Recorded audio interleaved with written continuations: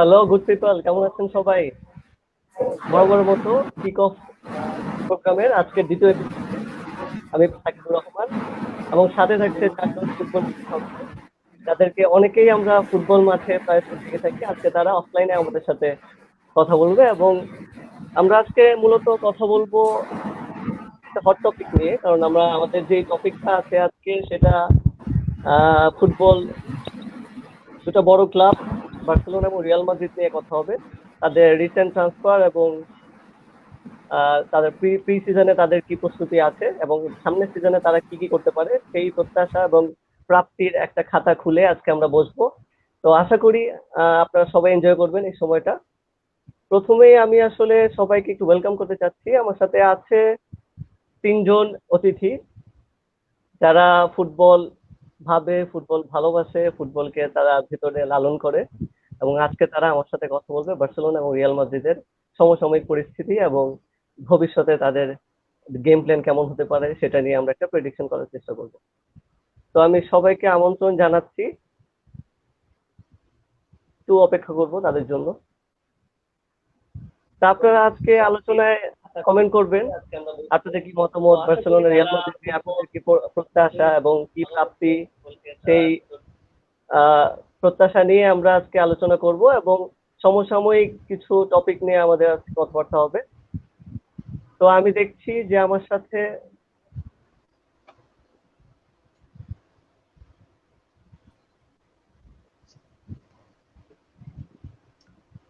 Hello, আমার সাথে ইতিমধ্যে দুজন গেস্ট অ্যাড হয়ে গিয়েছেন। আমি ওয়েলকাম জানাচ্ছি কিক অফ অনুষ্ঠানে রাবিবকে, এবং আমার সাথে আছে অনিক। এবং আপনারা একটু আপনাদের শর্ট একটা পরিচয় দিয়ে দেন। রাবিব, তুমি তোমার পরিচয় দাও ছোটখাটো একটা। জি। আমার নাম হচ্ছে রাবিব। আমি উদয়ন স্কুলে পড়ছি ক্লাস 10-এ। আচ্ছা, good. আর আহ, অনিক? আমার হুম, আমার নাম অনিক। আমি অনার্স থার্ড ইয়ারে পড়তেছি মোহাম্মদপুর কেন্দ্রীয় কলেজ। সবাইকে কিক অফ অনুষ্ঠানের দ্বিতীয় পর্বে স্বাগতম। আমাদের আরেকজন অতিথি ইতিমধ্যেই সংযুক্ত হয়ে গিয়েছে। হ্যালো রাফি, হ্যালো, কেমন আছেন? কিক অফ অনুষ্ঠানে স্বাগত। ভালো আছি। সবাই কেমন আছো তোমরা? হ্যালো। জি ভাইয়া ভালো, আপনি কেমন আছেন? হ্যাঁ, ভালো আছি। আজকে যদিও একটু ফর্মাল কথাবার্তা হচ্ছে, কিন্তু আমরা আসলে আড্ডার মাধ্যমে আমাদের বার্সেলোনা ও রিয়াল মাদ্রিদের মাঠের যেই গরম লড়াই সেটা আমরা অনলাইন প্ল্যাটফর্মে নিয়ে আসার একটা ক্ষুদ্র প্রচেষ্টা। দেখা যাক আমরা আজকে কতটা জমে তুলতে পারি আজকের এই আলোচনা অনুষ্ঠান। আহ, আজকে অনুষ্ঠানটা আসলে মূলত বার্সেলোনা ও রিয়াল মাদ্রিদের সমসাময়িক কিছু ইস্যু নিয়ে। আমরা জানি যে আসলে বর্তমান ট্রান্সফার উইন্ডোতে আসলে একটা হট টপিক ঘোরাফেরা করছে। আমরা জানি যতই বার্সেলোনা করি না কেন বা অনেকে রিয়াল মাদ্রিদের ফ্যান আছি, আমরা Man U, Man City, PSG অনেকে আছে, ইউভেন্টাস আছে, কিন্তু ক্লাব ট্রান্সফারে একটা টপিক খুব মাথাচাড়া দিয়ে উঠছে আমাদের সবার মাঝখানে। একটা অনেক প্রশ্ন, অনেক প্রত্যাশা নিয়ে আছে, সেটা হলো মেসির ট্রান্সফার ইস্যু। আমরা জানি সেটা নিয়ে আমরা আজকে কথা বলবো, কিন্তু মূলত আমরা আজকে মেসি নির্ভর কথাবার্তা বলবো না, আমরা কথা বলবো বার্সেলোনা এবং রিয়াল মাদ্রিদ, দুটো দল কেন্দ্রিক কথাবার্তা হবে। তো আমি শুরুতেই চলে যেতে চাচ্ছি রাফির কাছে। রাফি, জি ভাইয়া। জি ভাইয়া। কেমন আছো? জি ভাইয়া ভালো আছি আলহামদুলিল্লাহ, আপনি কেমন আছেন? আমি আলহামদুলিল্লাহ ভালো আছি, কিন্তু আমার কাছে মনে হয় যে রাফি এখন খুব একটা ভালো নেই, কারণ সে বার্সেলোনার সমসাময়িক অবস্থা নিয়ে খুব চিন্তিত এবং তার চেহারার মধ্যে আমি সেটা ফুটে উঠছে বলে দেখতে পাচ্ছি আর কি। আচ্ছা, আমি প্রথমে একটা প্রশ্ন করতে চাই রাফির কাছে যে বার্সেলোনার আহ, এই যে বোর্ড, বার্সেলোনার যে বোর্ড সেটা 2015 সাল থেকে বার্সেলোনার এই বোর্ডটা চলছে। তো 2015 সালে যখন লাস্ট আমরা ট্রেবল জিতি, সেই বার্সেলোনা ট্রেবল জেতার পর থেকে বার্সেলোনা কি অনেকটা ট্র্যাকের বাইরে চলে গিয়েছে? কি মনে হচ্ছে রাফি? হ্যাঁ অবশ্যই, আসলে এটা প্লেয়ারদের দোষ না, এটা আসলে বোর্ডের ব্যর্থতা। কারণ আমরা সবাই জানি যে বার্তামেও এখন তার যে যা যা নেওয়া উচিত ছিল সেটা একটাও নেয়নি। বিশেষ করে জাভিয়া ইনিয়েস্তা যাওয়ার পর আর এরপর নেইমারের ট্রান্সফারের পর বার্সেলোনা মানে খুবই একটা অফ ট্র্যাকে চলে গেছে। তো ওইখান থেকে আসলে ফিরে আসা যাচ্ছে না। যেমন আমরা জানি যে বার্সেলোনার যে ডিফেন্স লাইন নিয়ে খুবই কাজ করার প্রয়োজন ছিল, কজ পিকে অনেক লং সার্ভিস দিছে বার্সেলোনাকে এবং পিকে খুবই ইম্পর্টেন্ট একটা প্লেয়ার ছিল। বাট টু বি অনেস্ট পিকে এখন অনেক এইজড হয়ে গেছে। সো একটা প্লেয়ার যখন 33-34 হয়ে যায় তখন তার থেকে আসলে টপ ক্লাস সার্ভিস পাওয়া মানে পাওয়ার এক্সপেক্ট করা উচিত না। সো বার্সেলোনা বার্তেমের উচিত ছিল যে আরো ডিফেন্স লাইন কিছু ইয়াংস্টার আনা এবং স্পিডি কিছু প্লেয়ার আনা। বার্সেলোনার লেফট ব্যাক এবং রাইট ব্যাকেও খুব ভালো প্লেয়ার নেই, যেমন Jordi Alba. Of course no doubt that he is a top class player, but সমস্যা হচ্ছে যে এখন সে অনেক লাইক এজি হয়ে গেছে। সো মানে লাইক এখনকার যে লেফট ব্যাক এবং রাইট ব্যাক থাকে খুবই স্পিডি ইয়াংস্টার, যেমন বায়ার্ন মিউনিখের কথা ধরতে পারেন, ওদের সব লেফট ব্যাক রাইট ব্যাক এবং ডিফেন্স ইয়াংস্টার এবং খুবই স্পিডি প্লেয়ার যারা লাইক পুরো মাঠ দৌড়াইতে পারে। সো বার্সেলোনার এমন কোনো লাইক ব্যাকে জর্ডি আলবা এখন এইজ হয়ে গেছে। সো তার জায়গায় একটা ইয়াংস্টার যদি পাওয়া যেত তাহলে ভালো হতো। জুনিয়র আমরা দেখছি যে জুনিয়র ফিরপোকে বার্সেলোনা রিক্রুট করে, কিন্তু জুনিয়র ফিরপো আসলে তার যেই পটেনশিয়াল ছিল সেই অনুযায়ী কিন্তু সে পারফর্ম করতে পারেনি। কারণ আমরা জানি বার্সেলোনা মানেই একটা প্রেশার, এই প্রেশারটা আসলে হ্যান্ডেল করা কঠিন, তাই না? হ্যাঁ, জুনিয়র ফিরপোর আসলে লাইক ওকে ওভাবে চান্সও দেওয়া হয়নি। যেমন বার্সেলোনার কোচ ছিল এতদিন ভালভার্দে এবং সেতিয়ান, তো তারা জুনিয়র ফিরপোকে ভালোভাবে ইউটিলাইজ করতে পারেনি। যেমন জুনিয়র ফিরপোকে উচিত ছিল যে কোপা দেল রেতে তাকে নিয়মিত সুযোগ করে দেওয়া, কিন্তু বার্সেলোনা কোপা দেল রেতে গিয়েও তাদের টপ প্লেয়ার যেমন জর্ডি আলবা তারপর ইয়াংস্টারদের সুযোগ না দিয়ে টপ প্লেয়ারদের কাছে বারবার যাচ্ছিল। তো তাহলে যদি এক্সপিরিয়েন্স না পায় তাহলে কিভাবে তারা লা লিগা বা ইউসিএল এর মতো বিগ প্ল্যাটফর্মে পারফর্ম করতে পারবে? সো আসলে কোচের সাইনটাও একটা অনেক বড় ফ্যাক্ট ছিল যে বার্সেলোনার কোচ ছিল সেতিয়ান এবং ভালভার্দে, যারা বার্সেলোনাকে প্লেয়ারদেরকে এবং ইয়াংস্টারকে ভালো মতো চান্সও দেয়নি বা ইউটিলাইজও করতে পারেনি। হ্যাঁ, এক্স্যাক্টলি, আমার তাই মনে হচ্ছে। কারণ বার্সেলোনা আসলে অনেক, আমি যদি দেখি যে গত নেইমার যাওয়ার পর থেকে বার্সেলোনা আসলে অনেক অর্থ ব্যয় করে ট্রান্সফারের ক্ষেত্রে, কিন্তু আমরা দেখি যে তারা কৌতিন হোক 160 মিলিয়ন দিয়ে লিভারপুল থেকে আনে, 105 মিলিয়ন দিয়ে ডেম্বেলেকে ডটমন্ড থেকে নিয়ে আসে, কিন্তু আসলে পোটেনশিয়াল অনুযায়ী তারা ওইভাবে পারফর্ম করতে পারেনি। আমরা জানি ডেম্বেলেকে নিয়ে বার্সা ফ্যানরা অনেকেই বলে যে সে খেলার মাঠের থেকে বেশি হসপিটালে কাটায়। কি সত্যি কথা? হ্যাঁ, এটা আসলে সত্যি। কারণ ও তো আসার পর থেকে বেশিরভাগ সময় শোনা যায় যে ও ইনজুরি। আচ্ছা, এটা নিয়ে কিন্তু ট্রলও হয়, যে প্রায় একটা ট্রল দেখি যে ডেম্বেলে যতবার কামব্যাক করে ইনজুরি থেকে ততবার নতুন কোচ নতুন পায়। কোচ পায়। এবং এটা যদিও যত ফানি ম্যাটার হোক, কিন্তু বার্সা ফ্যান হিসেবে আসলে আমরা জানি ডেম্বেলের প্রতি আমাদের এক্সপেকটেশন অনেক ছিল, কিন্তু সে সেই অনুযায়ী ডটমন্ডে সে যে খেলাটা খেলতো, সে বার্সেলোনায় কি সেই খেলাটা কেন খেলতে পারছে না? এটা হতে পারে কি প্লেইং পজিশনের জন্য, নাকি এটা প্রেশার, নাকি বার্সেলোনার নাম দেখে আসলে সে পারফর্ম করতে পারছে না? কি হতে পারে এটা কারণ? না, আসলে বলতে গেলে যে ডেম্বেলে বার্সেলোনা আসার পর থেকে কিন্তু লাইক ওকে সবসময় রাখা হয়েছে যে ওকে খেলানো হবে বা সুযোগ দেওয়া হবে, কিন্তু সমস্যা যে বারবার ইনজুর হয়ে গেছে। এখন ডেম্বেলের নো ডাউট যে ডেম্বেলে অনেক মানে তার স্কিল আছে এবং ভেরি স্পিডি প্লেয়ার। ডেম্বেলে যদি বার্সেলোনায় নিয়মিত খেলতে পারতো অনেক লাইক একটা বিগ প্রসপেক্ট হতো বার্সেলোনার জন্য। বাট সমস্যা হচ্ছে তার ইনজুরি থেকে সে লাইক উঠলে আবার ইনজুরিতে পড়ে যাচ্ছে। সো এখন এখানে আসলে লাইক ভাগ্যের দোষ দেওয়া ছাড়া আসলে কিছুই বলার নেই। বাট যে কয়টা ম্যাচ খেলছে আমার মতে মানে সে আসলে খুব একটা চান্সও পায়নি যে নিজেকে প্রুভ করার। সো যদি চান্স পেতো আমার মনে হয় জন্য ভালো কিছু হ্যাঁ, দিতে আমি মনে পারতো। করি ওকে আরো 1-2 সিজন চান্স দিতে পারে বার্সেলোনা, কারণ এইজ খুবই কম এবং এই পোটেনশিয়াল প্রচুর। আসলে ওর মতো প্লেয়ার বার্সেলোনার জন্য দরকার, সে আসলে ফিউচার হিসেবেই ধরা হয়ে থাকে আর কি। আমি চলে যেতে চাচ্ছি একটু অনেকের কাছে।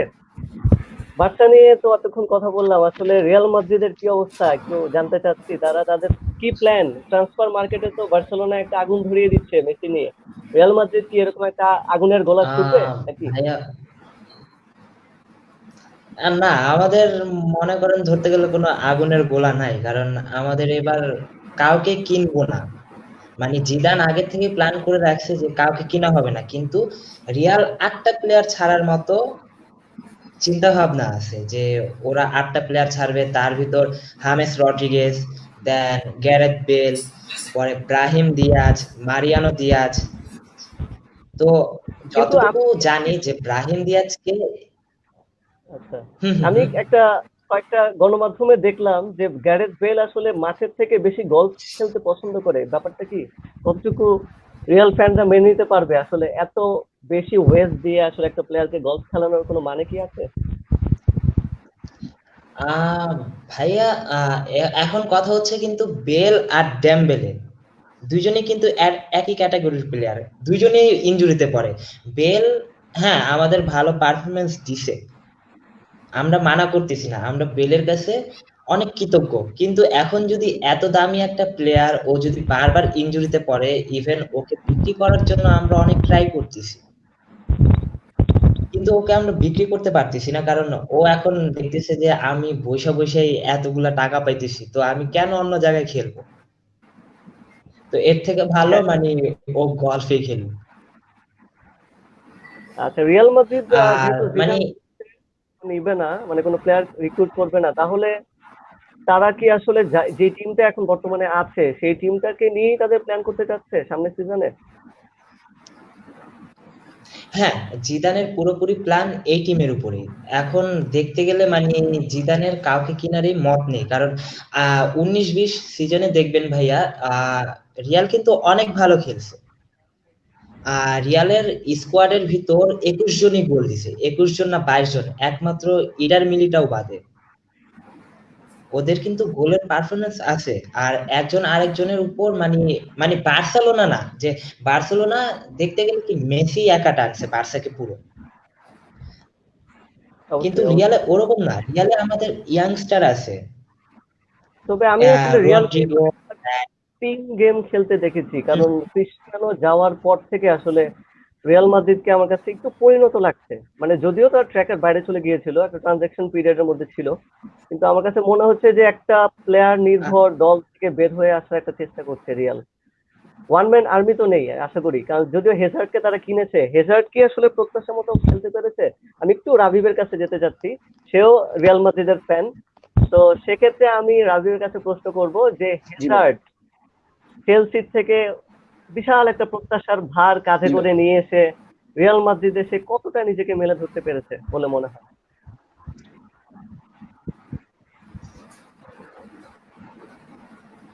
আসলে হ্যাজার্ডকে রোনালদো যাওয়ার পর হ্যাজার্ডকে রিপ্লেসমেন্ট হিসেবে আনা হয়েছে, বাট রোনালদোকে রিপ্লেস করা আসলে ইম্পসিবল, কারণ he is arguably one of the best players of all time. তো হ্যাজার্ডকে আনা হয়েছে ফার্স্ট সিজনে বেশ ভালো সাম দিয়ে, অনেক টাকা দিয়ে আনা হয়েছে, কিন্তু এরপরে হ্যাজার্ড আসলে ইনজুরিতে পড়ে যায় সিজনের শুরুতেই, যেটা ইনজুরিটা মিড সিজন পর্যন্ত ছিল। এরপরে যত মিনিটে খেলছে ও ওর খেলার সেই রিদমটা পায়নি। ও চেলসিতে অনেক মানে খেলায় ও চেলসির খেলাটা আসলে প্লেমেক করতো, আর ওর খেলার রিদমে মানে চেলসির স্টাইল অফ প্লেটা ওর উপরেই ডিপেন্ড করতো অনেক ক্ষেত্রে। আর ও চেলসির স্ট্যাটস দেখলে দেখা যায় ও চেলসিতে ১০-১২টা গোল করছে, ১০-১২টা অ্যাসিস্ট করছে, বাট ও গেমে ইনফ্লুয়েন্স অনেক বেশি ছিল। ও আসলে ওকে স্ট্যাটস থেকে জাজ করাটা একটু ভুল হবে আমার মতে। আর হ্যাজার্ড যত মিনিটে খেলছে রিয়ালে হয়ে ফার্স্ট সিজনে, ও আসলে রিদমটা পায়নি। আর এবারে রিয়ালের আক্রমণ ভাগ আসলে বেনজেমাই অনেকটা লিড করছে, কারণ দুই সাইডে আসলে ইয়াং প্লেয়াররা খেলছে, ভিনিসিয়াস খেলছে, স্পিডি প্লেয়ার, ও স্কিলস দিয়ে কিছু ম্যাচে ছোট ছোট ক্যামিও খেলে হেল্প করছে দলকে। ওই পাশে অ্যাসেন্সিও তো ৯ মাস ইনজুর ছিল, একদম লাস্টের দিকে এসে ২-৩টা গোল দিছে লকডাউনের পরে যে খেলা শুরু হয়েছে। আর রদ্রিগো রাইটিং অনেক ভালো খেলছে আমার মতে, ও ফার্স্ট সিজন রিয়াল মাদ্রিদ রাইটিং হিসেবে অনেক ভালো খেলছে, ইয়াং প্লেয়ার। ও গ্যারেটাস এসে হ্যাট্রিক করছে, লিগেও কনসিস্টেন্ট ভালো পারফরমেন্স করছে। তো আমার মনে হয় হ্যাজার্ড আসলে ইনজুরি কবলে পড়ে এরপরে ওর রিদম অনুযায়ী পারফরমেন্স করতে পারেনি। আর হ্যাজার্ড কিছুদিন আগে খুব সম্ভবত একটা ইন্টারভিউতে বলছে, রিসেন্ট ইন্টারভিউতে, যে আমি চাই যে ফ্যানরা আমার সেকেন্ড সিজনকে মানে রিমেম্বার করুক ফার্স্ট সিজনের বদলে, কারণ ফার্স্ট সিজন আসলে গেম টাইম কম পাইছে, প্লাস ও ইনজুর ছিল। তো সেকেন্ড সিজনে I hope that Hazard is full fit and ready for the game. Exactly. আমি একটু আবার অনেকের কাছে আসতে যাচ্ছি, অনেক যেখান থেকে শেষ করেছিল সেখান থেকে একটু আরেকটা প্রশ্ন দিয়ে শুরু করাতে চাই। সেটা হলো রিয়াল মাদ্রিদ আসলে যেই স্টাইলে খেলে সেই স্টাইলের সাথে কি হেজার্ড আসলে যায়? আমার একটা প্রশ্ন, মানে রিয়াল ফ্যানরা আসলে কি আহ, ভাবে যে হেজার্ড টিমের সাথে কি আসলে সে মানিয়ে নিতে পেরেছে? আমরা জানি প্রথম আহ, সিজন অনুযায়ী সে ওরকম পারফর্ম করতে পারেনি প্রত্যাশা অনুযায়ী, কিন্তু সে তার প্রতি প্রত্যাশা কিরকম? ভাইয়া আমরা জানি যে ইংলিশ প্রিমিয়ার লিগ মানে অনেক, কি বলবো এটাকে, মানে ওই খেলা হলো লা লিগা থেকে ইংলিশ প্রিমিয়ার লিগ কিন্তু অনেক ডিফেন্সিভ একটা খেলা। মানে ওরা বেশি ডিফেন্স করতে পছন্দ করে, ইভেন আক্রমণও কিন্তু অনেকই। তো আমরা যদি এখন ভাইয়া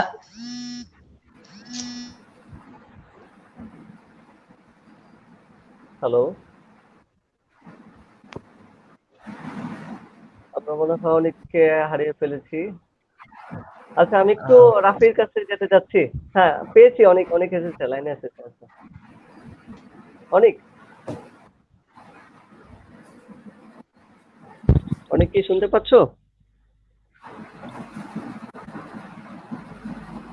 হ্যালো,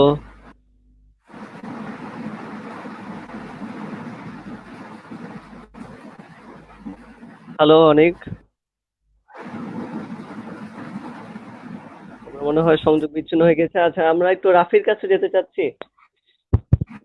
বার্সেলোনা নিয়ে কথা বললে আসলে শুরুতেই চলে আসে মেসির নাম।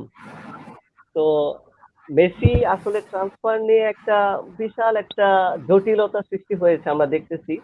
কারণ তার যে চুক্তি বার্সেলোনার সাথে সেই চুক্তিটায় অনেকগুলো ধারায় আসলে অনেক ক্রিটিক্যাল আসলে আমার কাছে মনে হলো। এবং করোনা পরিস্থিতিতে আসলে ক্লাবের পক্ষে বার্সেলোনায় ছেড়ে মেসির অন্য ক্লাবে যাওয়াটা আসলে কতটুকু বাস্তবসম্মত আমার আপনার কাছে মনে হয়? আসলে আমরা যেটা জানি যে মেসির রিলিজ ক্লজ হচ্ছে 700 মিলিয়ন। সো আসলে 700 মিলিয়ন দিয়ে কোনো ক্লাবের পক্ষে মেসিকে কেনা সম্ভব না, এটাই হচ্ছে বাস্তব। কিন্তু এখন মেসি যেহেতু চলে যেতে চাচ্ছে, আর তার রিজনও কিন্তু ভ্যালিড। বিকজ মেসি লাস্ট 5 বছর ধরে বার্সেলোনা কোনো ইউসিএল জিততে পারেনি, আর লা লিগাও যা বার্সেলোনা যে কয়টা সিজনে জিতছে বেশিরভাগই কিন্তু মেসিরই ক্রেডিট। এবং অবশ্যই। মেসি নেইমার নেইমার যাওয়ার পর থেকে বার্সেলোনা মিডফিল্ড এবং ডিফেন্স বলেন, মিডফিল্ড বলেন বা অন্য ফরওয়ার্ড বলেন, যেমন সুয়ারেজ সুয়ারেজ কিন্তু একসময় বার্সেলোনাকে অনেক ভালো একটা সার্ভিস দিচ্ছে, বাট সুয়ারেজও এখন এইজড। সো মেসিকে সাপোর্ট দেওয়ার মতো কেউ ছিল না, তাও বার্সেলোনা লা লিগা জিতছে এবং লাস্ট সিজনে আপনার লিভারপুলের কাছে হারলো। বাট তা সত্ত্বেও কিন্তু বার্সেলোনা সেমিফাইনাল পর্যন্ত রিচ করছে, এবং আমরা জানি যে সেটা মেসির অবদানই সবচেয়ে বেশি ছিল। কিন্তু আসলে বার্সেলোনা বোর্ডের অপারগতার কারণে হোক বা যে কারণে হোক মেসি এখন চলে যেতে চাচ্ছে। কিন্তু তার যে 700 মিলিয়ন রিলিজ ক্লজ, এটা আসলে আহ, কারো পক্ষে দেওয়া সম্ভব না। কিন্তু আমার মতে মেসি যদি সত্যি চলে যেতে চায়, বার্সেলোনা এখন মেসিকে ছেড়ে দেওয়াই উচিত, কারণ নেক্সট সিজনে বার্সেলোনা মানে মেসি ফ্রি ফ্রি চলে যেতে হবে। এখন মেসি ফ্রি চলে যেতে দেওয়া কি ভালো, নাকি বার্সেলোনা মেসির থ্রুতে কিছু ইনকাম করে আরো ভালো প্লেয়ার যেন ভবিষ্যতে কিনতে পারে সেটা ভালো। সো বার্সেলোনার I think release cost Messi যাওয়ার কোনো চান্স নাই, কারণ 700 মিলিয়ন কেউ দিবে না। অবশ্যই এটা একটা কথা, কারণ 7 মিলিয়ন একটা 33 বছর বয়সী প্লেয়ারের পিছনে ইনভেস্ট কোন ক্লাব করবে আসলে, একটা রাইট। প্রশ্ন। আমি এই প্রশ্নটাই ছুড়ে দিতে চাচ্ছি। রিয়াল মাদ্রিদের কিন্তু একটা বড় অপরচুনিটি আছে মেসিকে নেওয়ার ক্ষেত্রে। সেক্ষেত্রে কি মেসি আরেক ফিগো হবে রিয়াল মাদ্রিদে গিয়ে? অনেকের কাছে প্রশ্ন যে রিয়াল মাদ্রিদ কি কোনোভাবে শেষ খেলাটাকে খেলে দিবে ট্রান্সফার উইন্ডোতে মেসিকে নিয়ে? না ভাইয়া, রিয়াল বার্সা থেকে সরাসরি কোনো প্লেয়ার কিনবে না, এটা আমরা আগে থেকে জানি। কারণ লুইস ফিগোকে যখন কিনেছে, এরপরে যখন লুইস ফিগো বার্নাবুতে গিয়ে খেলে তখন কিন্তু বার্সা সমর্থকরা কিন্তু লুইস ফিগোর উপর অনেক কিছু উড়া মারছে, যা মানে একদম ধরতে গেলে ফিগোর কাছে বা রিয়াল মাদ্রিদের কাছে একদম মানে অপমানজনক মনে হয়েছে। তো ওইটার পর থেকেই রিয়াল মাদ্রিদ বলে দিছে যে বার্সা থেকে সরাসরি আর কোনো প্লেয়ার রিয়াল মাদ্রিদ ট্রান্সফার করবে না। তো রিয়াল মাদ্রিদ মেসিকে নিয়ে কোনো ইচ্ছাও নেই। ঠিক আছে, তাহলে আর ভাইয়া অবশ্যই। যদি থাকতো তাহলে মেসিকে কিন্তু অনেক আগেই রিয়াল বিট করতে পারতো। হ্যাঁ, সেটা অবশ্যই বিখ্যাত কথা, কারণ কিন্তু মেসি আসলে এমন একটা সোনার হাঁস, যে সোনার হাঁসকে আসলে সবাই পেতে চায়, কিন্তু আসলে এবার সোনার হাঁসটা নিজের খোয়ার ছেড়ে বের হওয়ার চেষ্টা করছে, এবং এখনই সময় যে কোনো দলের তাকে গ্র্যাব করার। এবং আমি মনে করি পিএসজি, ম্যান সিটি এবং যদি রিয়াল মাদ্রিদের কথা বলি, তারা আসলে আর্থিক দিক থেকে অন্যান্য ক্লাবের থেকে অনেক শক্তিশালী, এবং তারা চাইলে কিন্তু অবশ্যই কোনো না কোনো ভাবে ম্যানেজ করতে পারে, কিন্তু আসলে করোনা পরিস্থিতিতে প্রত্যেকটা ক্লাবেরই আর্থিক অবস্থা অনেক দুর্বল, যার কারণে এই ইস্যুটা অনেক জটিল আকার ধারণ করছে বলে মনে করি। কিন্তু আমি একটু কমেন্ট পড়তে চাচ্ছি, কমেন্ট অনেকগুলা কমেন্ট চলে আসছে এখানে। হামিদুর রহমান হৃদয় বলছে ফোর্সা বার্সা, এটা প্রাণের একটা কমেন্ট আসলে বার্সেলোনার ফ্যানদের কাছে। খালেদ সামি বলছে I think the transfer of Neymar is one of the worst mistake for Barca. এটা কি আসলেই কি সত্যি রাফি? কি বলছেন, নেইমার চলে যাওয়ার পর তার শূন্যতা কি পূরণ হয়েছে বার্সেলোনায়?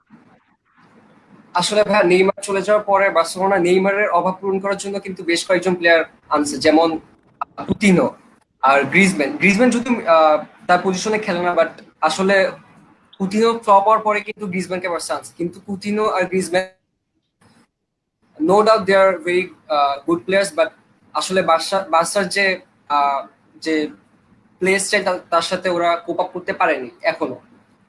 তো নেইমারের অভাব এখন পর্যন্ত পূরণ হয়নি। কিন্তু নেইমারকে সেল করার ক্ষেত্রে, নেইমারকে যখন সেল করে বা নেইমার যখন চলে যাচ্ছিল, তখন কিন্তু নেইমার একটা কথা বলে যে এই বোর্ডে যারা এখন আছে তারা এই বোর্ডের যোগ্য না। এটা কিন্তু যাওয়ার সময় আহ, এটা যাওয়ার সময় এটা বলে গেছে। আমিও তো এখন একমত। সেটা হারে হারে টের পাচ্ছি যে আসলে নেইমারের শূন্যতা আসলে এই বোর্ড বার্সেলোনার প্রত্যেকটা fan আসলে পূরণ, মানে এটা তারা ফিল করে যে না, নেইমার এমএসএন এমন একটা ট্রেও ছিল, যে ট্রেও আসলে এটা ফিল আপ করা যাবে না আসলে। আমরা ওদের ভবিষ্যতেও এটা হবে কিনা। আমরা আরেকটু কমেন্ট গুলো পড়তে চাচ্ছি। এমডি নুরুল আহাদ বলছে লিভারপুল, যাক বার্সেলোনা রিয়াল মাদ্রিদের দ্বৈরথে লিভারপুল ঢুকে গিয়েছে, ব্যাপারটা খুবই ভালো লাগছে আমার কাছে। খালিদ সামি বলছে I don't think Griezmann deserve Barca. এটা কি আসলে রাবি কি মনে করেন, একজন রাইভাল হিসেবে গ্রিজম্যানের কি বার্সেলোনায় যাওয়া উচিত? কারণ অ্যাটলেটিকো মাদ্রিদে কিন্তু গ্রিজম্যান খুবই ভালো ছিল। আমি মনে করি অ্যাটলেটিকো মাদ্রিদে গ্রিজম্যান যে সময়টা কাটিয়েছে, সেই সময়টা আসলে স্বর্ণালী সময় পেছনে ফেলে এসে বার্সেলোনায় আসলে কেন আসলো? মানে আসটা কি আপনাদের কাছে কি মনে হয়, কতটা যুক্তিযুক্ত গ্রিজম্যানের বার্সেলোনায় খেলা?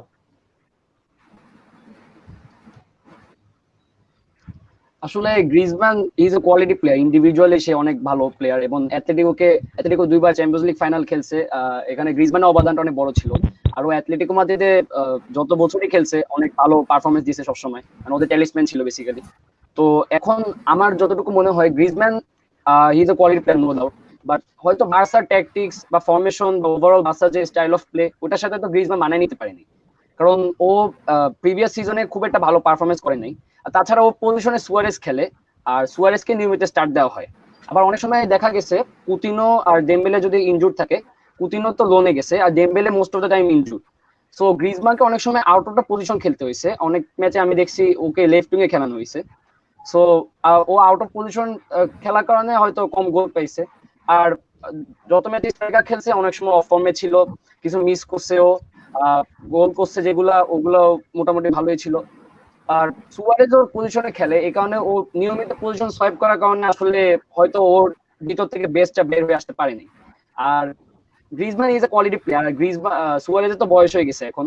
সো সুয়ারেজ যদি যখন ক্লাব ছাড়বে বা ইফ হি রিটায়ার্স, গ্রিজমান ওর অটোমেটিক রিপ্লেসমেন্ট, কারণ Griezmann is a good striker.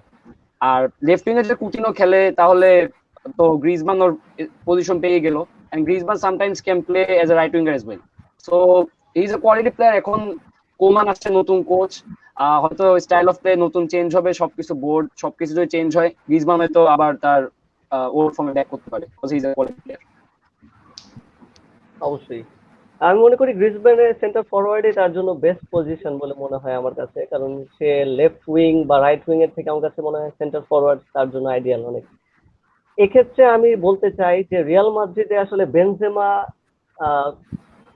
Ronaldo যাওয়ার পর থেকে আসলে কিরকম রোল প্লে করছে, মানে অনেকটা ফোকাস হয়ে গেছে সে। মানে আগে যেরকম সব আলো আসলে ক্রিস্টিয়ানো রোনালদো টেনে নিত, কিন্তু রোনালদো যাওয়ার পর থেকে বেনজেমা কি আরেকটু স্বরূপে ফিরে এসেছে মনে হচ্ছে জি রাবি? অবশ্যই, আমার মনে হয় জি ভাই। রোনালদো যতদিন ছিল, বেনজেমা রোনালদো স্যাটারডে ছিল বলতে গেলে, কারণ Ronaldo he is a goal machine. মানে ও এত গোল করছে, হয়তো বেনজেমা যতই গোল করছে বেনজেমা গোলগুলো আসলে আড়ালে পড়ে গেছে। আর বিগ ম্যাচে রোনালদো তো অলওয়েজ পারফর্ম করেই গেছে।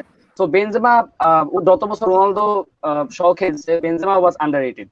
এখন অনেকে বলে ও অনেক মিস করছে, কিন্তু আমার মনে হয় না, কারণ ও আসলে রোনালদোকে অনেক প্রোভাইড করছে। যখন বিবিসি ট্রাইও ছিল, বেল ছিল, বেনজেমা ছিল, ক্রিস্টিয়ানো ছিল, বেলকে অনেক প্রোভাইড করছে। বেল তখন রাইট উইং হিসেবে অনেক নিয়মিত ছিল, রিয়ালে ভালো খেলতো। আর রোনালদোকে অনেক প্রোভাইড করছে, ও অনেক বেশি ফলস নাইন হিসেবে খেলছে। কিন্তু রোনালদো যাওয়ার পর থেকে ও আসলে ওর যে গোল স্কোরিং ফর্ম বা ও যে একটা ভালো স্ট্রাইকার হিসেবে খেলতে পারে, প্রপার সেন্টার ফরওয়ার্ড ও এটা দেখাইছে। এবং গত 2 সিজনে রিয়াল আসলে রোনালদো যাওয়ার পরের সিজনে রিয়াল একটু খারাপ খেলছে ওই সিজনটা। লা লিগে থার্ড ফিনিশ করছে, চ্যাম্পিয়ন্স লিগে আয়াক্স এর কাছে নকড আউট হয়েছে রাউন্ড অফ 16-এ। কিন্তু ওই সিজনে বেনজেমা মোটামুটি কনসিস্টেন্ট ছিল, সে 20 গোল স্কোর করে। আর প্রিভিয়াস সিজনে তো আনবিলিভেবল খেলছে, ও দলের হয়ে অনেক বিগ ম্যাচে গোল করছে। আর রিয়ালও বিগ ম্যাচে আসলে লা লিগা বিগ ম্যাচে সবগুলোতে রিয়াল জিতছে, হোমে আর অ্যাওয়েতে ড্র করছে অথবা জিতছে। সো বেনজেমা গোল স্কোরিং ফর্মটা আসলে অনেক ইম্পর্টেন্ট ছিল রিয়ালের জন্য। আর রিয়ালের মানে ফ্রন্ট লাইনকে মেইনলি বেনজেমা লিড দিছে, কারণ Hazard most of the time injury ছিল। আর ভিনিসিয়াস আর রদ্রিগো ওরা কেবলমাত্র রিয়াল মাদ্রিদ জয়েন করছে 1 বছর কিংবা 2 বছর হয়েছে। সো ওদের এক্সপিরিয়েন্সটা কম। সো ফ্রন্ট লাইনে গোল করার দায়িত্বটা অনেকাংশে বেনজেমার কাঁধে ছিল, যেটাও আমার মতে প্রিভিয়াস সিজন অনেক সাকসেসফুল এটা ডিল করছে। আর বেনজেমা হয়তো সামনের সিজনেও জিদানের favourite player, one of the favourite player তো বেনজেমা জানাই আছে, জিদানও ফ্রেঞ্চ, বেনজেমাও ফ্রেঞ্চ। সো সব মিলে আমার মতে Benzema is is in peak of his form right now. Exactly. আমি একটা প্রশ্ন ছুড়ে দিতে চাচ্ছি অনেকের কাছে, সেটা হলো আমরা জানি দুটা টিমেই দুইজন খুব পটেনশিয়াল ইয়াংস্টার আছে, একজন ভিনিসিয়াস জুনিয়র রিয়াল মাদ্রিদে, আরেকজন হলো আনসু ফাতি বার্সেলোনার। কাকে বেশি পটেনশিয়াল মনে হচ্ছে আপনার কাছে? অনেক ভাই অবভিয়াসলি রিয়াল সাপোর্টার, তাই আমি বলবো ভিনিসিয়াস জুনিয়র। আর ইভেন ও হলো ব্রাজিলিয়ান, আর সব ব্রাজিলিয়ানই কিন্তু ওদের রক্তেই কিন্তু কথা বলে যে ওদের জন্মের সাথে সাথে নাকি ওদের পায়ে ফুটবল। তো আমার কাছে পটেনশিয়াল ভিনিসিয়াস জুনিয়র। হ্যাঁ, আনসুমান ফাতি খুবই ভালো একটা প্লেয়ার। ও মানে এখন লা লিগার সর্বকনিষ্ঠ গোলদাতা। অবশ্যই। হ্যাঁ, হ্যাঁ, তো কিন্তু ভাইয়া স্কিল একটা কথা আছে, ভিনিসিয়াস জুনিয়রের কাছে যেরকম স্কিল আছে আনসুমান ফাতির স্কিল ওর থেকে অনেকাংশেই কম। কিন্তু আমরা দেখছি যে আনসু ফাতি কিন্তু কিছু আমার বিগ ম্যাচে আসলে এমন টার্নিং পয়েন্টে কিছু গোল আছে যেগুলো আসলে ম্যাচের মোড় ঘুরিয়ে দিয়েছে, এবং আমি মনে করি যে পটেনশিয়াল আছে, তবে তাকে আসলে ওইভাবে পরিচর্যা করতে হবে। কিন্তু রিয়াল মাদ্রিদে আসলে ভিনিসিয়াস এই সিজনে কিরকম পারফর্ম করতে পেরেছে বলে মনে করেন? অনেক ভিনিসিয়াস অ্যাভারেজ, মানে ও কিন্তু রোনালদোর জায়গায় খেলতেছে। আর রোনালদোর পরিবর্তে কিন্তু রিয়াল হ্যাজার্ডকে আনার কারণে মানে ও কিন্তু ওর জায়গা ঠিকভাবে পায়ও নাই। ও যতগুলো ম্যাচ খেলেছে অনেক ভালো খেলেছে, কিন্তু ওর আরেকটু ভালো খেলা উচিত ছিল, কারণ ও এটা নিয়ে 2 নাম্বার সিজন, হ্যাজার্ডের ফার্স্ট সিজন, যার কারণে হ্যাজার্ডকে নিয়ে আমাদের প্রত্যাশা ছিল, কিন্তু অতিরিক্ত প্রত্যাশা আমরা ওরে নিয়ে করতে পারবো না যেরকম ভিনিসিয়াসকে নিয়ে প্রত্যাশা ছিল। কারণ রোনালদো যাওয়ার পর কিন্তু ভিনিসিয়াস অনেকগুলো ম্যাচে অনেক ভালো খেলেছে। যেমন আমরা এল ক্লাসিকো দেখলে ভিনিসিয়াসের ফার্স্ট এল ক্লাসিকোতে কিন্তু ভিনিসিয়াস অনেক ভালো খেলছে একজন ইয়াংস্টার হিসেবে। অবশ্যই। হ্যাঁ, ওর মধ্যে ওই পটেনশিয়াল আছে। আমি মনে করি ওকে লং টার্ম যদি রিয়াল মাদ্রিদ প্ল্যানে রাখে, আমি মনে করি সামনে সে অনেক কিছু করতে পারে রিয়াল মাদ্রিদের হয়ে। আমি একটু একটা কমেন্ট করতে চাচ্ছি। এম নুরুল আহাদ বলেছে, I think Koeman as coach wrong choice. এটা কি আসলেই সত্যি মনে হচ্ছে বার্সা ফ্যানদের কাছে? রাফি, কি বলছো? আসলে কি কোমেন কি বার্সার জন্য রং ডিসিশন, নাকি সেই ভালভার্দে সেই লাইনেই কি কোমেন হাঁটছে? সেই পথে কি বার্সেলোনা আবার ভুল পথে পা দিল কোমেনকে রিক্রুট করে?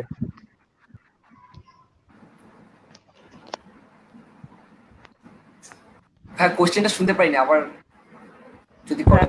একজন কমেন্ট করেছে M Nurul Ahad, I think Koeman as coach wrong choice. কি মনে হয় বার্সা ফ্যান হিসেবে ভালভার্দে সেটিয়েন সেই পথেই কি বার্সেলোনা আরেক ধাপ ভুল পা দিল কোমেনকে রিক্রুট করে? কারণ আমরা জানি নেদারল্যান্ডকে আসলে পুরোপুরি চেঞ্জ করে দিয়েছে কোমেন। আমরা দেখলাম যে কোমেন যেই চেঞ্জেসটা এনেছে নেদারল্যান্ডে, সেই চেঞ্জেসটা কি বার্সেলোনা এই জটিল একটা সময় এসে পরিবর্তন আনতে পারবে বলে মনে হয়? কতটুকু পরিবর্তন আনতে পারে কোমেন? না এখন ভাইয়া এইখানে অনেকে বলতে পারে যে কোমেন হচ্ছে এভারটন ফ্লপ বা এভারটন রিজেক্টেড, সো তাকে আনাটা উচিত হয়নি।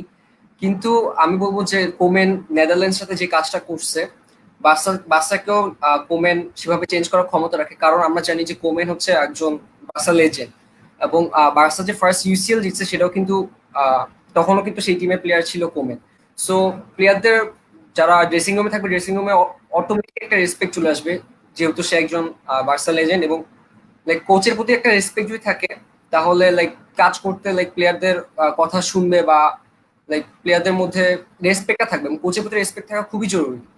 আর কোমেন যেহেতু নেদারল্যান্ডসের সাথে ছিল, খুব ভালো কাজ করেছে, চমৎকার কাজ করেছে আমি বলবো।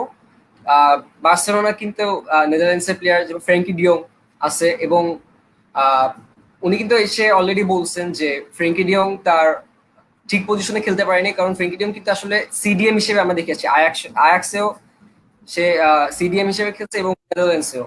তো কোমেন এসেই বলছে যে ফ্র্যাঙ্কি ডিয়ং তার ভালো পজিশনে খেলতে পারেনি, সো ওকে আমি সিডিএম হিসেবেই খেলাবো। খুব সম্ভবত আমরা নেক্সট সিজনে সেটাই দেখতে পারবো। তো আমি যতটুকু মনে করি যে কোমেনকে আগে থেকে জাজ করা উচিত হবে না, কারণ তার অবশ্যই সেই ক্ষমতা আছে। আমরা নেদারল্যান্ডসের সাথে দেখছি যে নেদারল্যান্ডসকে নিয়ে খুব চমৎকার কাজ করছে। সো আই হোপ যে he will do the same with Barca and he will make a positive change. অবশ্যই আমরা সেটাই আশা করি, কারণ এই ট্রানজাকশন পিরিয়ডে আসলে কোমেনের অভিজ্ঞতাকে কাজে লাগাতে হবে, এবং নেদারল্যান্ডে সে যেই পরিবর্তনটা এনেছে আশা করি বার্সেলোনা সেটা আনতে পারবে। সেক্ষেত্রে কোমেনের আমি রিসেন্ট ট্রান্সফার চয়েসের ক্ষেত্রে দেখলাম সে অনেকটা নেদারল্যান্ড নির্ভর প্লেয়ার গুলো আনতে চাচ্ছে। ভ্যান্ডে বিককে দেখলাম সে রিক্রুট করতে চায়, মেমফিস ডিপাইকে সে রিক্রুট করতে চায়। তো রিক্রুটের ক্ষেত্রে যদি আসলে নেদারল্যান্ডের দিকে তার চয়েস থাকে, আমি মনে করি রিয়াল মাদ্রিদের কি ফ্রান্সের প্লেয়ারের দিকে খুব টানটা বেশি, কারণ আমরা জানি জেনেদিন জিদান তার পছন্দে আসলে বেনজেমা আছে, এরকম আরো কিছু ফ্রান্সের প্লেয়ার তার নজরে আছে এবং তার রাডারের মধ্যে সবসময় ঘোরাফেরা করে ফ্রান্সের প্লেয়ার গুলো কি। এখন জেনেদিন জিদান আসলে আমরা জানি যে কোনো প্লেয়ার কিনবে না, কিন্তু আসলে কি রিয়াল মাদ্রিদের জন্য এমন কোনো পজিশন খালি নেই যেখানে নতুন প্লেয়ার রিক্রুট করা দরকার? অনেক কি বলছেন?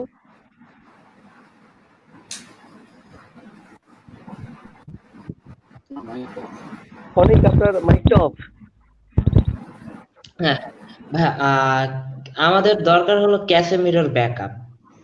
মানে ক্যাসেমিরো ধরতে গেলে ওরে আমরা এক রকমের 38টা ম্যাচেই খেলানো হয় পুরো লিগের ধরতে গেলে। যদি আমরা ক্যাসেমিরোর ব্যাকআপটাকে নিতে পারি তাহলে আমাদের টিমের আর কিছু দরকার প্রয়োজন মনে করি না। সেক্ষেত্রে মডরিচেরও তো ব্যাকআপের দরকার আছে, কারণ মডরিচের এইজ হয়ে গেছে অনেক, এবং আমরা জানি যে ওরও একটা ব্যাকআপ দরকার, যদিও রিয়াল মাদ্রিদের ব্যাকআপে অনেকেই আছে। ভাইয়া মডরিচের ব্যাকআপের কথা বলতে গেলে ফেডে ভালভার্ডের বয়স কিন্তু অত না, 21। তো আমরা কিন্তু মডরিচের ব্যাকআপ পেয়ে গেছি। আর টনি ক্রুজ 30 বছর, তো টনি ক্রুজ কিন্তু রিয়ালকে আরো 3 বছর সার্ভিস দিতে পারবে। আর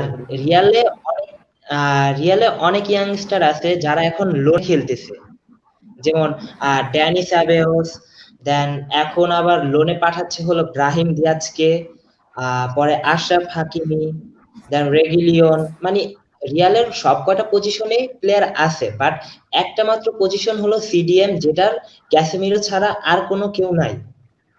তো জিদানের উচিত ক্যাসেমিরোর রিপ্লেস কিনা ব্যাকআপ হিসেবে। সেক্ষেত্রে আসলে সামনের প্লেইং স্টাইল কি রিয়াল মাদ্রিদ সচরাচর যেভাবে খেলে থাকে, যে ফরমেশনে খেলে থাকে, জিদান কি সেটা অব্যাহত রাখবে বলে মনে হয় সামনের সিজনেও, বা তার ট্যাকটিক্সটা কি সেমই থাকবে এবারে সিজন যেরকম ছিল?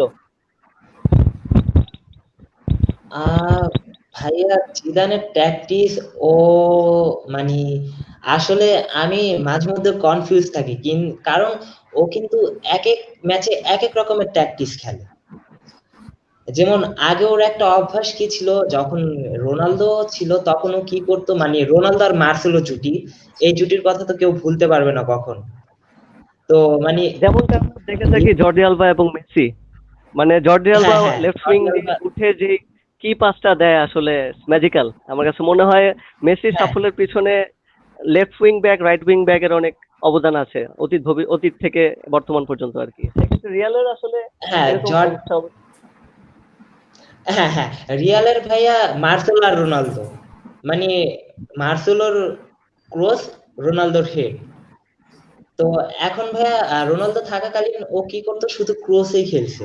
কিন্তু এখন আমি এই মৌসুমে দেখছি যে না, এখন মিডফিল্ডাররাও লং রেঞ্জ শুট করতেছে গোলের জন্য। এটা অনেক তো পজিটিভ ভাইয়া দিক আসলে। জিদান, জি ভাইয়া, আর জিদানের প্র্যাকটিস মানে ও এক এক ম্যাচে এক এক প্র্যাকটিস করে। তো নতুন মৌসুমে আমি আশা করি, যখন আমাদের মিড কিন্তু খুবই স্ট্রং এখন, অবশ্যই। Modric, Casemiro, Toni Kroos. তো টিকি টাকা কিছুদিন আবার দেখছি যে টিকি টাকা স্টাইলেও খেলছে মাঝে মাঝে, আবার মাঝে মাঝে কাউন্টার অ্যাটাক। জিদান কি মনে কিন্তু মনে ভাই, আসলে বার্সেলোনাকে লালন করছে নাকি কিছুদিন? ভাইয়া বার্সাকে, হ্যাঁ বার্সার টিকি টাকা কিন্তু এখনো সবাই মনে রাখবে, ভুলার মতো না। কারণ পেপ গার্দিওলার আন্ডারে বার্সা খুবই খুবই মানে বার্সাকে হারাইতে হলে মানে চিন্তা ভাবনা করা লাগতো।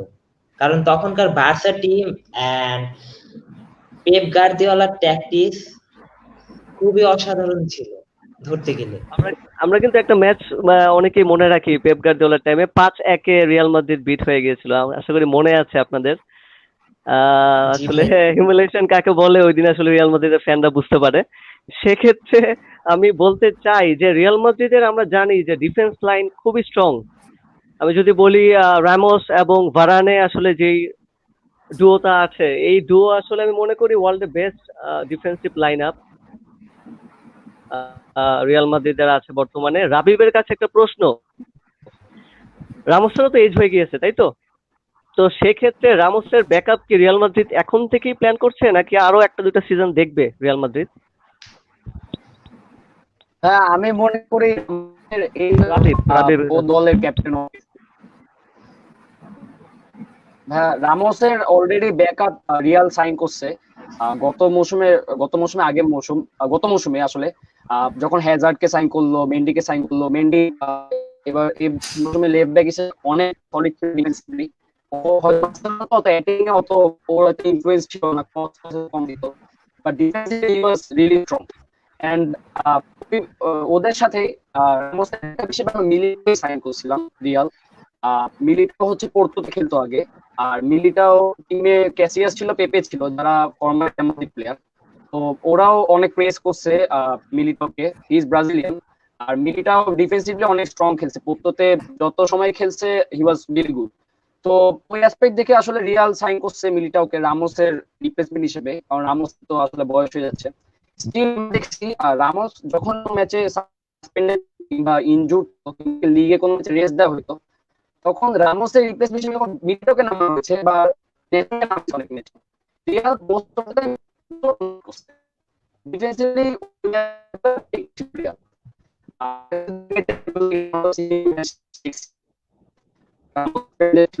রেড কার্ড খাইছে। তো আমরা দেখছি ভারানের সাথে মিলিটাও না সেটা। তো ওই ম্যাচ আমরা আসলে দেখছি রিয়ালের ডিফেন্সিভলি কতটা হরিবল ছিল ওই ম্যাচে। বাগানের 2 ম্যাচ ছিল নাইট, আর মিলিটাও আসলে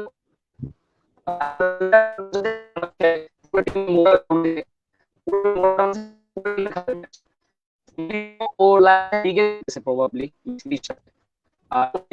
হিসেবে অনেক ছিল। ও খুব ভালো একটা ডিল নেই, বাট ও যখনই আমি বলছি লিগের ম্যাচে করে গিলবাও খুব ক্রুশাল একটা খেলা ছিল রিয়াল। তো ভারান ইনজুর ছিল কিংবা রেস দিছে আমার ঠিক খেয়াল নেই। তো রামোসের সাথে পার্টনার করছিল ওই ম্যাচে, ও ডিফেন্সে ছিল, একটা ট্যাকল দিয়ে একটা গোল বাঁচাইছে। কারণ রামোস উপরে উঠে গেছিল তখন। ওই ম্যাচে মিলিটার পারফরমেন্স দেখে আসলে হোপ যাচ্ছে। ও ডিফেন্সিভলি অনেক স্ট্রং ছিল আর অনেক ক্লিনিক্যাল ছিল, আর ওর পাসিং রেঞ্জ অনেক ভালো, লং বল ভালো হতে পারে, শর্ট পাসিং এ ভালো। সো রামোসের বয়সে গেলে আসলে মিলিটাওকে আসলে গেম টাইম দিতে হবে। রামোস তো হি ইজ ইররিপ্লেসেবল। ও রিয়ালের হয়ে যা দিছে, এত বছর ক্যাপ্টেন্সি করছে। অনেকে বলে যে রামোস আসলে অনেক টাফ খেলে, অনেক ট্যাকল করে, অনেক রাশ খেলে, অনেক হার্শ খেলে। বাট আমার মনে হয় to beat the best strikers or the best forwards in the world, you have to be rough and tough. কারণ আমরা রামোসকে দেখতেছি যে অনেক ম্যাচে ও অনেক ক্লিনিক্যাল পারফরমেন্স দিছে। বিগ ম্যাচে রামোসের পারফরমেন্স আছে, ও গোলের দিক দিয়ে অনেক ভালো করছে। এই সিজনে রামোস প্রবলি 12টা গোল দিছে। আর ডিফেন্সিভলি আমরা তো জানি রিয়াল এই সিজনে পুরো ইউরোপে সবচেয়ে কম গোল কনসিড করছে। সো আমার মধ্যে জিদান সেকেন্ড স্পেল ইনচার্জ, ও ডিফেন্সের উপর অনেক ফোকাস দিছে, ও ফার্নান্ডো মেন্ডিকে সাইন করছে। ড্যানি কারভাল রাইট ব্যাক হিসেবে অনেক চমৎকার খেলছে। আর কোর্তোয়া যখন ফার্স্টে আসছিল, ফার্স্ট সিজনে কোর্তোয়াকে নিয়ে অনেক ট্রল হয়েছে আসলে। ও ভালো খেলেনি কারণ পুরো টিম ভালো খেলেনি, এখানে তো একা গোলকিপারে দোষ দিলাম আপনি। সো আমি মনে করি কোর্তোয়া এই বছর যেমন ট্রফি পেয়েছে সম্ভবত কিপিং এর জন্য, প্রিভিয়াস গোল কনসিড করছে, অনেকগুলো ক্লিন শিট আছে। সো রিয়ালে পুরো ডিফেন্সকে আসলে ক্রেডিট দিতে হয় এই আর কি।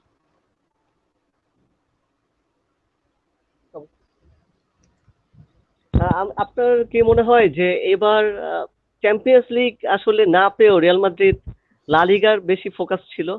মানে চ্যাম্পিয়ন্স লিগের থেকেও কি লা লিগাটা তারা একটু বেশি গুরুত্ব দিয়েছে এবার?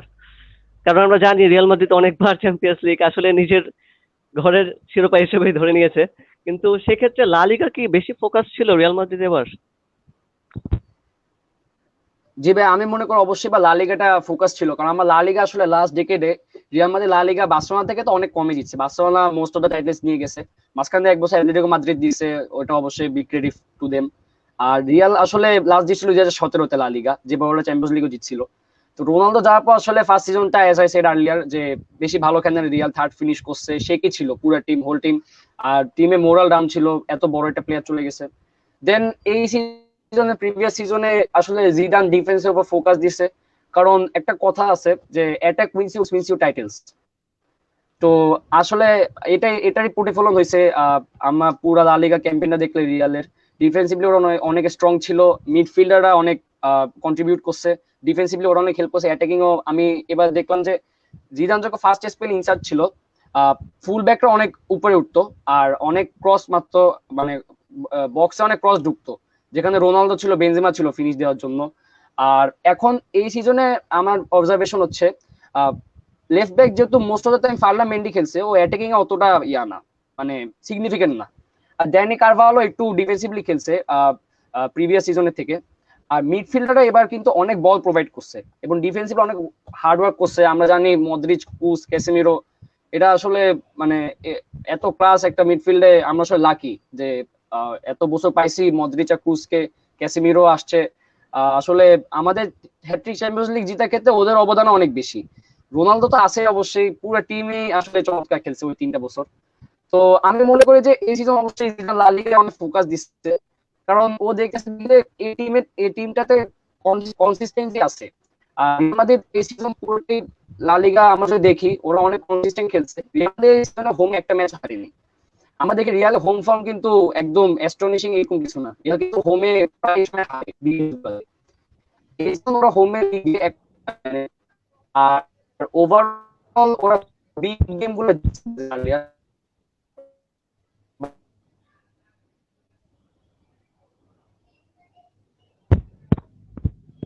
সেক্ষেত্রে কি সামনের সিজনে আসলে রিয়াল মাদ্রিদের ফ্রন্টের কোন তিনজন খেলতে পারে বলে মনে হয়? তারপর সে অ্যাথলেটিকো মাদ্রিদের সাথে 1-0 জিতছে আর এভাবে ওরা বেশি ড্র করছে।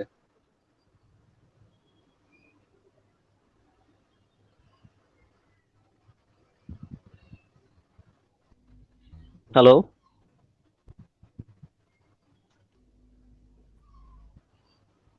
হ্যালো রাবিব, শুনতে পাচ্ছ? হ্যাঁ, আমি বলতে চাচ্ছি যে সামনের সিজনে আসলে রিয়াল মাদ্রিদের ফ্রন্ট থ্রিতে কে কে খেলতে পারে?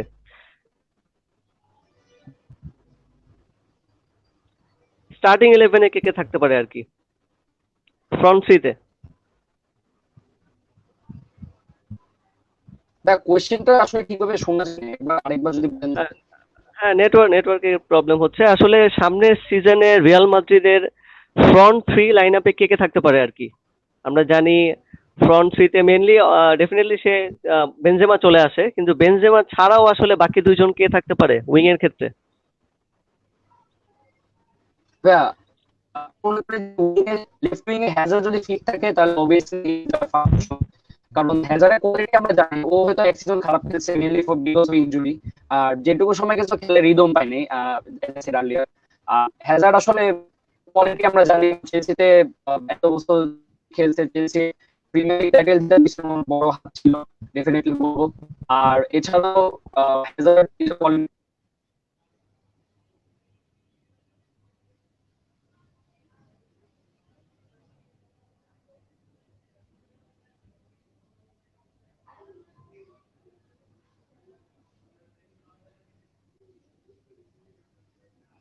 আরেকজন আছে, সে হচ্ছে লুকাস ভাস্কুয়েজ, যাকে জিদান আসলে এই সিজনে অনেক ম্যাচে রাইট ব্যাক হিসেবে ইউজ করছে। সো এটাই হচ্ছে আসলে অপশন। আর হ্যাজার্ডের রিপ্লেসমেন্ট হিসেবে আমি বলবো ভিনিসিয়াস আছে, আর ফ্রন্ট লাইনে বেনজেমার রিপ্লেসমেন্ট হিসেবে আমরা জোভিচকে পাই।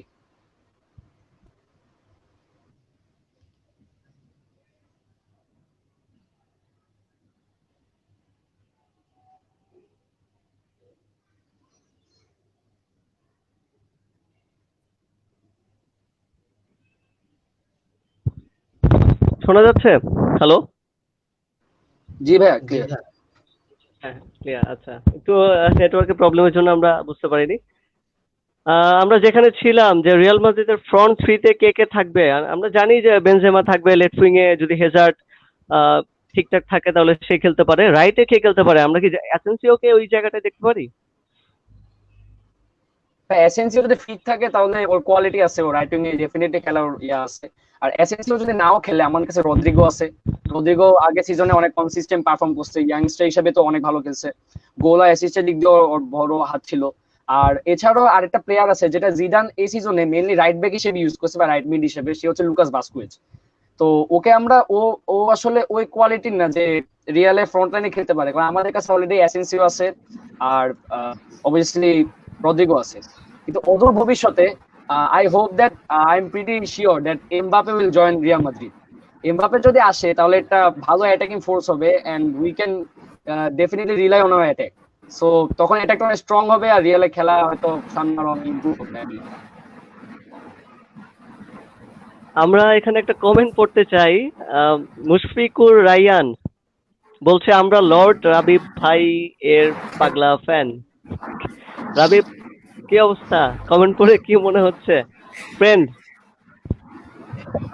হ্যাঁ ফ্রেন্ডস, ওরা এমনি ফাইজলামি করতেছিল। আচ্ছা, তো রাবিবের অনেক ফ্যান্স এখানে দেখা যাচ্ছে আসলে। তো আমি আসলে একটু রাফির কাছে চলে যেতে চাচ্ছি। রাফি, যদি মেসি চলে যায় বার্সেলোনা থেকে, সেক্ষেত্রে মেসি রিপ্লেস হিসেবে অবশ্যই বার্সেলোনা কাউকে রিক্রুট করবে আমরা জানি। সেক্ষেত্রে আসলে আমরা যতই বলি না কেন রিপ্লেসমেন্ট লাগবে, কিন্তু মেসির আসলে আলটিমেটলি রিপ্লেসমেন্ট হয় না, কারণ আমরা দেখতে পাচ্ছি যে মেসিকে ওই পজিশনে মেসির 10 নাম্বার জার্সি পরে আসলে কে খেলবে, বা কার সেই এবিলিটি আছে বলে মনে হয় রাফি? মেসি রিপ্লেসমেন্ট এটা আসলে কল্পনা করা যায় না। আর লাইক আমরা জানতাম যে মেসি একসময় চলে যাবে, 2-3 বছর পর বা 2-3টা সিজন হয়তো বা মেসিকে আমরা দেখতে পাবো যাবে, সেটা আমরা কখনো আসলে ভাবিনি। তো মেসি রিপ্লেসমেন্ট এই ব্যাপারটা আসলে কখনো মাথায় আসে নাই, বা এই ব্যাপারটা আসলে কখনো মানে লাইক চিন্তা করতে ইচ্ছা করে নাই, কারণ মেসি ওই পজিশনে বেস্ট, এটা আমরা সবাই জানি। তো এখন মেসির রিপ্লেসমেন্ট হিসেবে যদি কাউকে আনা হয়, আর বার্সেলোনাতে এখনকার যে প্লেয়ার আছে তাদের কথা আগে বলি, যেমন বার্সেলোনাতে কিন্তু এখন রাইট উইং এ মেসি ছাড়া আর তেমন কোনো প্লেয়ার নেই। এখন মাঝে মাঝে হয়তো বা গ্রিজম্যানকে খেলাতে পারে, কিন্তু গ্রিজম্যান কিন্তু রাইট উইং এর প্লেয়ার না। কোমেন নিজেই বলছে যে গ্রিজম্যানকে আমার রাইট উইং এ খেলানো, বিকজ ও রাইট উইং এর প্লেয়ার না। তো রাইট উইং এ মেসি গেলে এখন বার্সেলোনা যে টিম তার মধ্যে কে খেলতে পারে, এটাই কোয়েশ্চেন।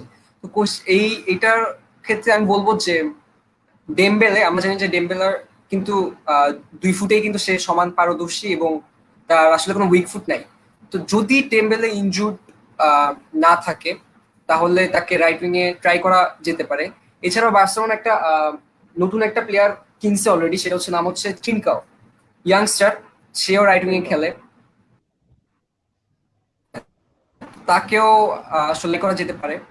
কিন্তু আসলে মেসি রিপ্লেসমেন্ট আমি আসলে এখনো চাচ্ছি, এবং আসলে এটা আমাদের সব বার্সেলোনা ফ্যানদেরই একটা চাওয়া যে মেসি যেন না যায়,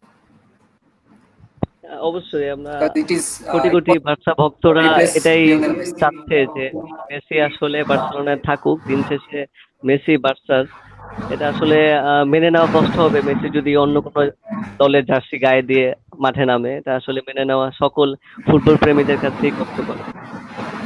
সেক্ষেত্রে যদি মেসি লিভ নেয়, সেক্ষেত্রে আসলে বার্সেলোনার কাকে কেনা উচিত? কারণ এই ট্রানজাকশন পিরিয়ডে আসলে সামনে লা লিগা শুরু হচ্ছে, আমরা জানি সামনে চ্যাম্পিয়ন্স লিগের রেসে আবার বার্সেলোনা থাকবে।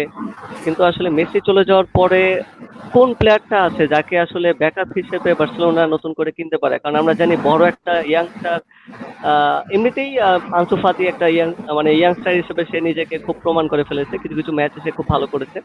কিন্তু তোমাকে অবশ্যই বুঝতে হবে যে ইউসিএল এ জিততে হলে অবশ্যই একজন এক্সপিরিয়েন্স প্লেয়ার দরকার, এবং সেক্ষেত্রে বার্সেলোনা কাকে রিক্রুট করবে মেসি যদি চলে যায় আসলে? আচ্ছা, এখন মেসি চলে গেলে যে মেসির পজিশনে বা রাইট উইং এ যে একটা প্লেয়ার খুঁজতে হবে এমন কিন্তু না। মেসি রিপ্লেসমেন্ট হিসেবে যদি আমরা কাউকে চাই, লেফট উইঙ্গারও হতে পারে বা স্ট্রাইকারও হতে পারে। তো আমার মতে নেইমারকে আবার ফেরানো ট্রাই করা উচিত, যেটা নিয়ে অনেক কথাবার্তা চলছে, কিন্তু নেইমারকে আসলে পিএসজি এখনো বিক্রি করতে চাচ্ছে না। আর এবার তার ইউসিএল ফাইনাল মানে পিএসজি উঠছে, বাট আনফরচুনেটলি পিএসজি জিততে পারেনি। তো আমার মতে নেইমার না আসলে আসলে মেসি যদি চলে যায় তাহলে হয়তোবা নেইমারকে ফিরে আনলে সেটা বেস্ট হবে, সবচেয়ে বেস্ট। কারণ নেইমার অলরেডি বার্সেলোনায় খেলছে এবং বার্সেলোনার প্লে স্টাইল সম্পর্কে তার একটা ধারণা, সে he was really successful at Barcelona.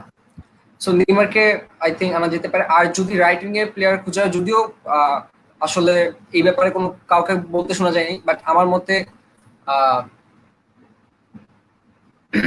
আমার হ্যালো, শোনাচ্ছে না? হ্যাঁ, হ্যালো। হ্যাঁ, শোনা যাচ্ছে। আমার মতে ভাইয়া এখন নেইমারকে আসলে ট্রাই করা উচিত। নেইমারকে যদি বার্সেলোনায় ফিরে আনা যায় তাহলে গেলেও হয়তো বা আমরা ধরে নিতে পারি যে মেসি একটা রিপ্লেসমেন্ট পাওয়া গেছে। But as I said earlier, it is really impossible to replace Lionel Messi. সেক্ষেত্রে আমরা গতকাল রাত থেকে আসলে কয়েকটা গণমাধ্যমে দেখছি যে রিয়াল মাদ্রিদ পিএসজি তে আসলে নেইমার তার বোর্ডকে বলেছে যে মেসিকে কোনোভাবে পিএসজি তে আনা যায় কিনা। আসলে সেটা কি কোয়াইট ইম্পসিবল? কারণ বার্সেলোনায় মেসি, পিএসজির মেসি হবে, এটা কি কল্পনাও করতে পারে আসলে? না, এই রুমারটা আসলে রুমারই থেকে যাবে আমি মনে করি। কি মনে হচ্ছে? আমারও তাই মনে হয়। আমারও তাই মনে হয় ভাইয়া যে মেসি হয়তোবা পিএসজি যাবে না, বা আমরা পিএসজি থেকেও কিন্তু কোনো এই টাইপের কোনো ধরনের কথাবার্তা শুনতে পারিনি যে আমরা মেসিকে কিনা ট্রাই করব। বাট যদি যায় তাহলে হয়তোবা যেতেও পারে, কারণ এখানে নেইমার আছে এবং নেইমার আর মেসির কেমিস্ট্রি আমরা সবাই জানি কেমন। আমরা দেখেছি নেইমার যখন বার্সেলোনায় খেলছে মেসির সাথে কিভাবে তার কেমিস্ট্রিটা কেমন ছিল। বাট সবচেয়ে যদি ক্লোজলি থাকে মেসিকে সাইনিং করার ব্যাপারে গণমাধ্যমের বা আর রিউমার গুলো অনুযায়ী, তাহলে হয়তোবা মেসি ম্যান সিটিতে যেতে পারে। তো কারণ পেপ গার্ডিওলাও আছে। সো আই থিংক যদি যায় তাহলে ম্যানচেস্টার সিটিতেই যাবে। তো সেক্ষেত্রে ম্যান সিটি, আমি মনে করি যে ইউসিএল তাদের যেহেতু একটা প্রধান প্রায়োরিটি, তো সেক্ষেত্রে ইউসিএল আমি মনে করি একদম ট্র্যাকেই থাকবে ম্যান সিটি। যদি মেসি ম্যান সিটিতে চলে যায় সেক্ষেত্রে আসলে ইউসিএল তো আমি মনে করি যে টপ ফেভারিট মনে করি এবার ম্যান সিটি যদি মেসি যায়। সেক্ষেত্রে গার্দিওলার সাথে মেসি কেমিস্ট্রি তো আমরা দেখলাম। তো বার্সেলোনায় যে ট্যাকটিক্সে খেলে বা যে প্লেইং স্টাইল আমরা জানি টিকি টাকা স্টাইলে বার্সেলোনায় খেলে, মেসি কি আসলে সেই প্রেসিং ফুটবলে অ্যাডজাস্ট করতে পারবে কিনা ম্যান সিটিতে গিয়ে? কি মনে হচ্ছে রাফি? হ্যাঁ, আমার মনে হয় মেসি পারবে, কারণ Pep Guardiola we all know that he is a genius, and তার কোচিং যে ক্যাপাবিলিটি সেটা সম্পর্কে কারো কোনো ডাউট থাকার কোনো আসে না।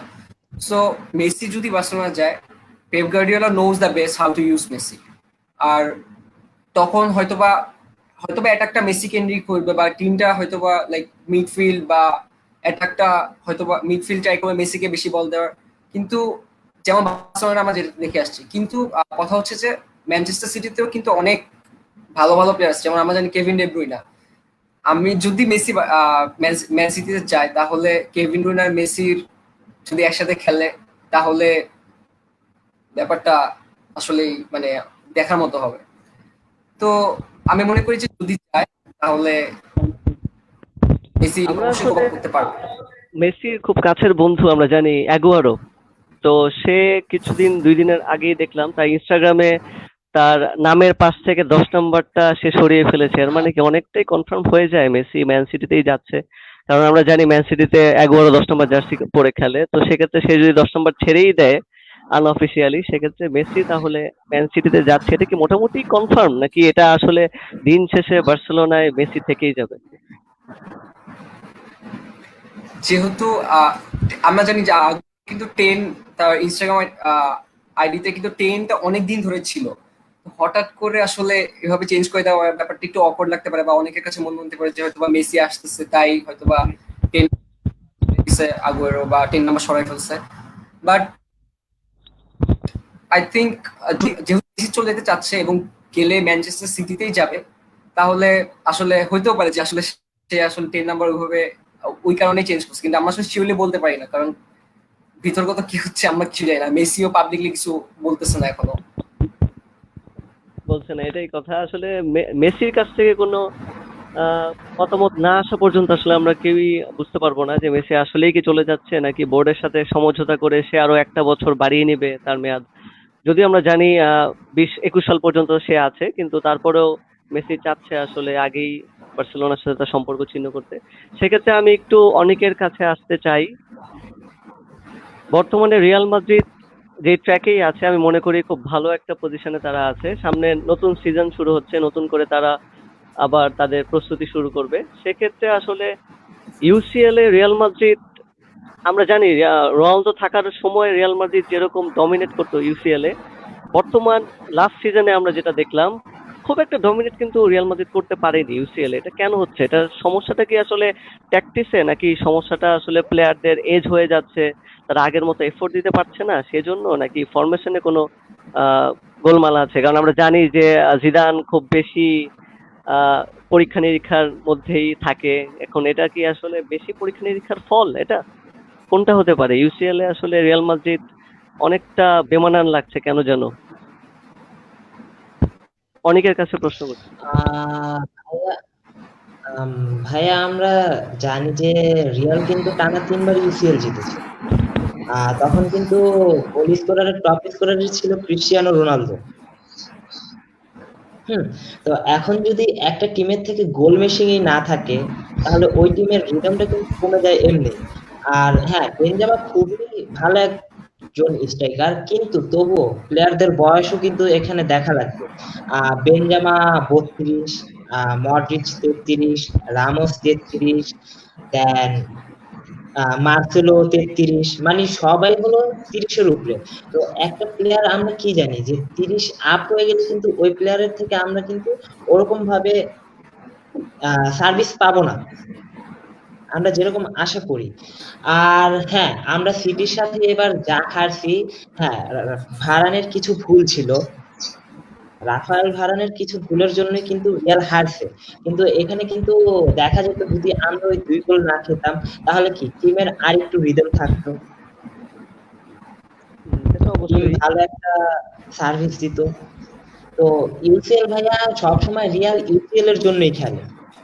রিয়াল লিগ অতটাও প্রায়োরিটি দেয় না ইউসিএল যতটা ওরা প্রায়োরিটি দেয়।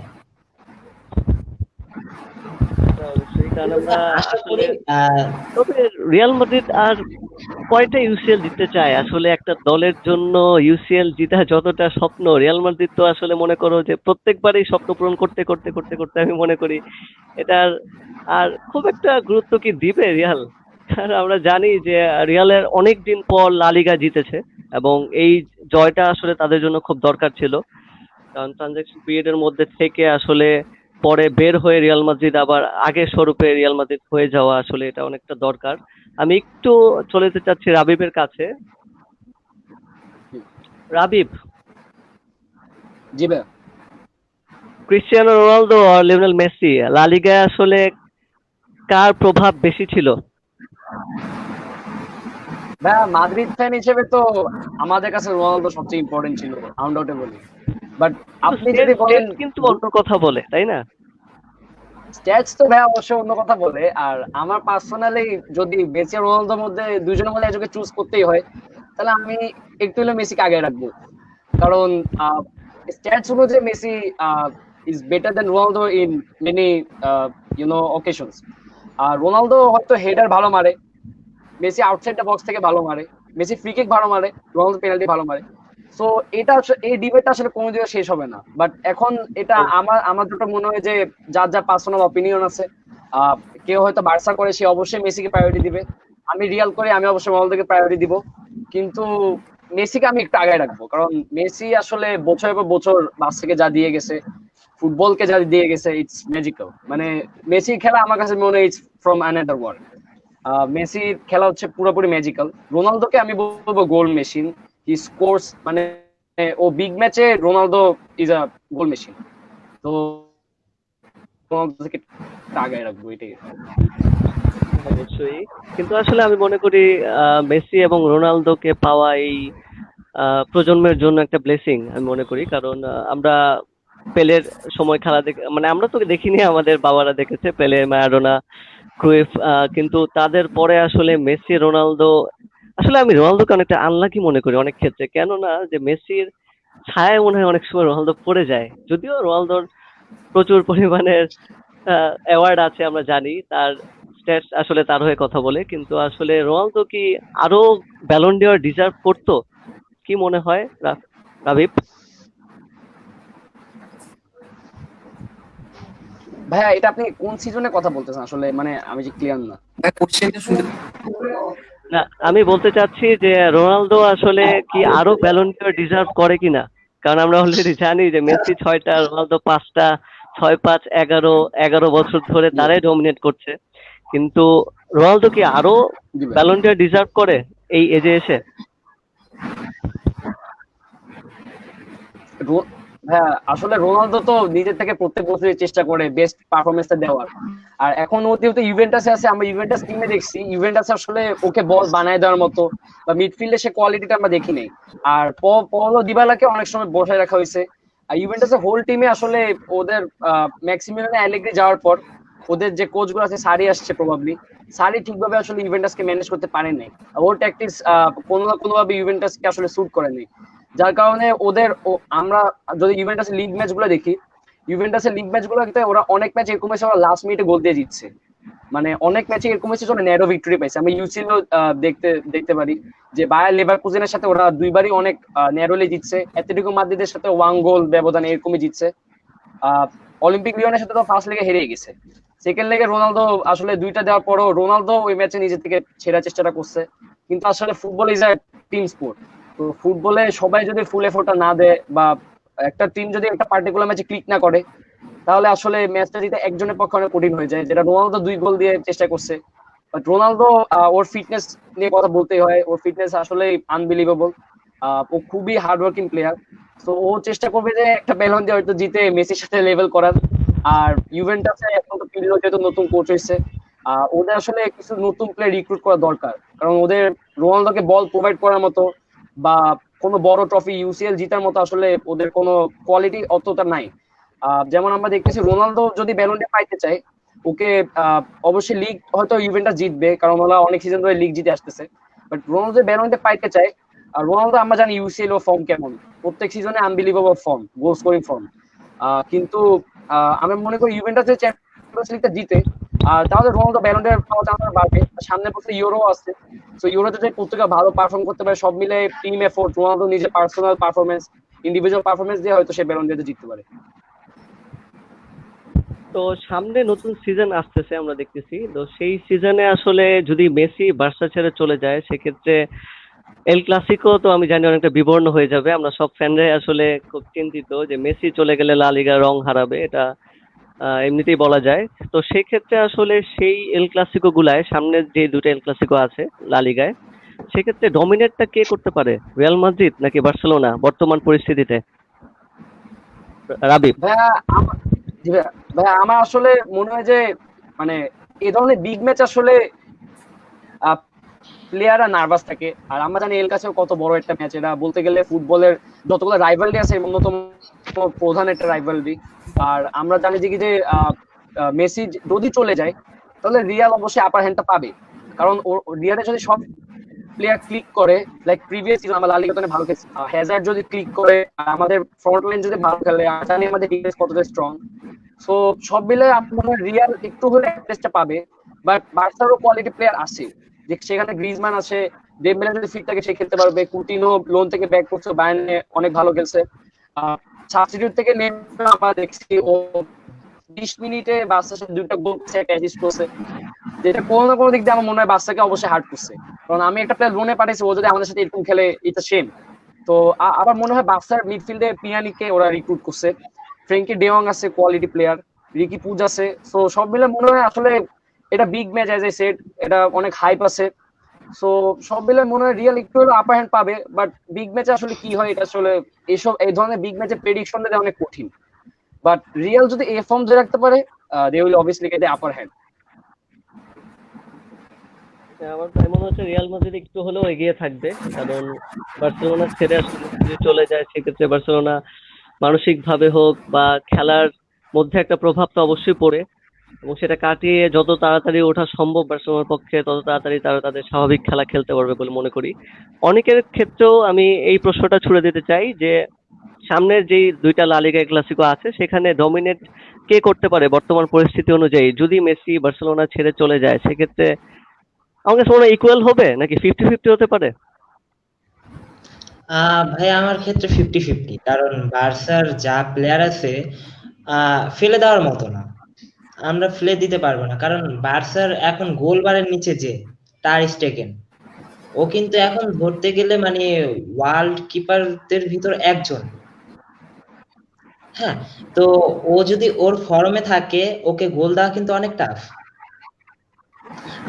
দেন পিকে, ল্যাংলেট, ওরা কিন্তু ওদের ফর্মে ছিল না। 19-20 মৌসুমে ওরা ওদের ফর্ম ধরতে পারেনি। ওরা যদি ওদের ফর্মে থাকে তাহলে কিন্তু রিয়ালের জন্য অনেক কঠিন হয়ে যাবে। তো আমার মতে ভাইয়া 50-50। আমি রাফির কারণ ক্ষেত্রেও সেই প্রশ্নটা করতে চাচ্ছি। রাফি, কি মনে হচ্ছে সামনে এল ক্লাসিকো কিরকম হতে পারে? একদম সংক্ষিপ্ত ভাবে, কারণ আমাদের হাতে সময় খুবই কম, খুব সংক্ষিপ্ত ভাবে যেহেতু জানতে চাচ্ছি। জি ভাই, যদি মেসি চলে যায় তাহলে অবশ্যই রিয়াল আপার হ্যান্ডটা পাবে, যেহেতু ওরা একটা সিজন, লাস্ট সিজন ওরা লা লিগা জিতছে এবং এই সিজনেও তারা সেম। মেসি গেলে মেসি যাওয়ার যে ধাক্কা সেটা ওনার কাটে উঠতে অবভিয়াসলি সময় লাগবে। আর নতুন কোচ, আর আরো নতুন মানে কিছু প্লেয়ার আসতেছে, পিয়ানিচ।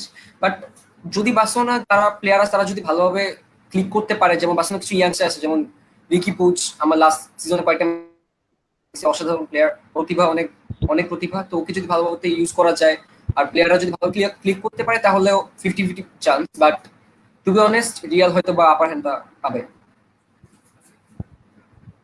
আমরা একটা প্রত্যাশাই শেষ করে যাচ্ছি যে বার্সেলোনা রিয়াল মাদ্রিদের যে দৌড়টা আমরা দেখতাম সেটা যেন ভবিষ্যতে আমরা আরো মাঠ সেই গরম থাকে, কোচের মধ্যে যে একটা উত্তেজনা, খেলোয়াড়দের মধ্যে যে একটা উত্তেজনা আমরা আরো দেখতে পাই। কারণ আমরা জানি যদিও বার্সেলোনা ছেড়ে যদি মেসি চলে যায় সেক্ষেত্রে এল ক্লাসিকো তার রংটা অনেকটা হারিয়ে ফেলবে। তারপরেও যারা ইয়াং প্লেয়ার গুলা আছে তারা আমি মনে করি যে এল ক্লাসিকোর যেই গরম আবহাওয়া একটা তৈরি হয় সেটা অব্যাহত থাকবে। আজকের অনুষ্ঠানে অতিথিদের আমি আরেকবার ধন্যবাদ জানাতে চাই, কারণ তারা অনেকগুলো হ্যালো জি ভাই, আসলে আছে। হ্যাঁ, ধন্যবাদ সবাইকে। আপনারা আপনাদের মূল্যবান সময় দিয়েছেন। আমরা ভবিষ্যতে